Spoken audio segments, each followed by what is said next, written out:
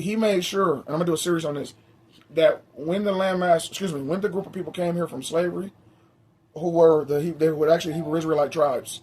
Okay, some of them were Igbo, which is Hebrew, believe it or not. Some of them were for sure. They can't when they were sold off by the Africans, because the way they got to sub-Saharan Africa is not the way y'all think. They got to sub-Saharan Africa. They got exiled from Negro land, which were where the real Jerusalem existed, by the way.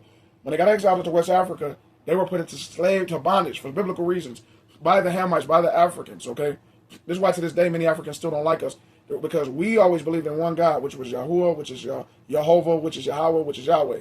You know, it's just El Yeshua, El Shaddai. There's many names for the one God, though, right? Depending on your tongue. We weren't monotheistic like they were, so that's why they put us in bondage and sold us to the Roman Caucasians, who later on went on to become the Caucasian race, who brought us over, the white clergyman, like it's written in Deuteronomy, of Idumea, who brought us over here to New Babylon, to the Western Hemisphere of America, North America, but it's the Western Hemisphere, if you understand how the map works, the old maps. But anyway, so when they got brung over here, the 380,000 made it to North America.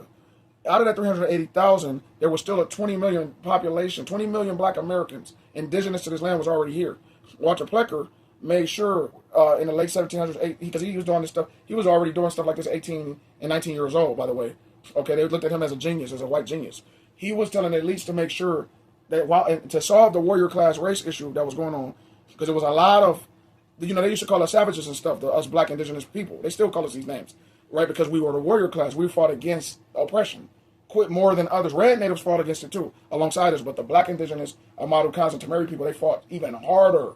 And they went on to be called things like Black Seminoles and Choctaw. And look this up. That's where John Horse and them come from, okay?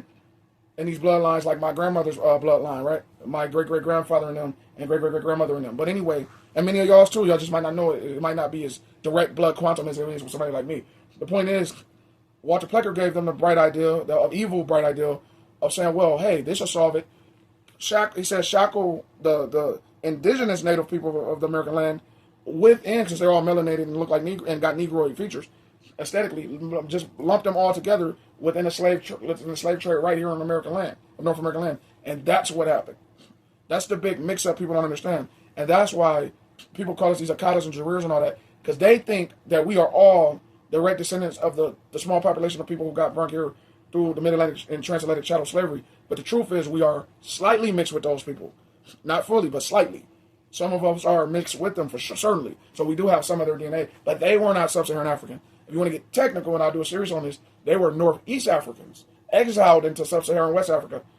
And they were exiled from Negro land, which is the crown of Judah, which is where the Bible says, surely the Messiah came from the crown of Judah.